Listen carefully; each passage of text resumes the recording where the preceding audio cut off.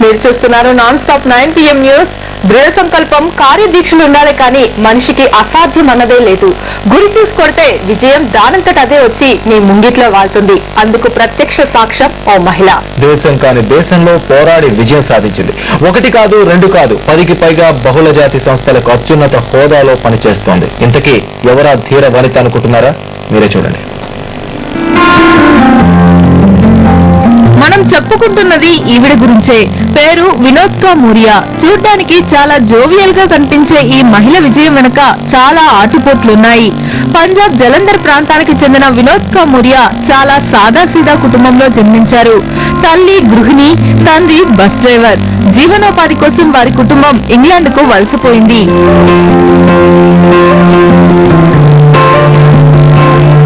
మూరియా చిన్నప్పటి నుంచి చదువులో ముందుండేవారు. చదువు పూర్తి చేస్తూనే ఆమె ఇంగ్లాండ్ లో ఒక కార్పొరేట్ సంస్థలో ఉన్నత ఉద్యోగం సంపాదించారు. ఇక అక్కడి నుంచి వెనుదిరగకుండా మూరియా ఏకంగా సాఫ్ట్వేర్ సంస్థను స్థాపించారు. అలాగే పెట్టుబడులు, మౌలిక వస్తువుల రంగంతో 10కి పైగా సంస్థల్లో అత్యున్నత హోదాల్లో పనిచేస్తున్నారు.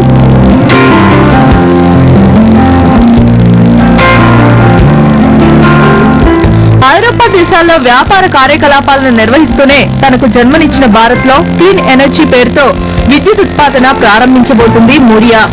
ఈ సంస్థ ఇప్పటికే 7 కాలుష్య రహిత విద్యుత్ ఉత్పత్తి సంస్థలను నెలకొల్పింది.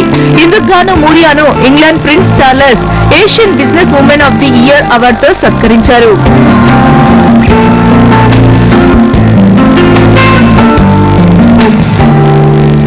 భారత్ లో నిపుణులకు కొదవలేకపోయినా కొన్ని ప్రత్యేక పరిస్థితుల కారణంగా వ్యాపార రంగంలో రాణించలేకపోతున్నారని మూరియా చెప్తున్నారు.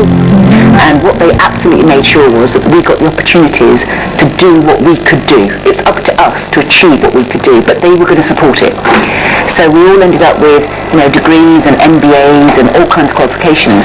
I just have got my doctorate, and in the end, the rest of it's yours. Once you have an education, the rest of it is up to you.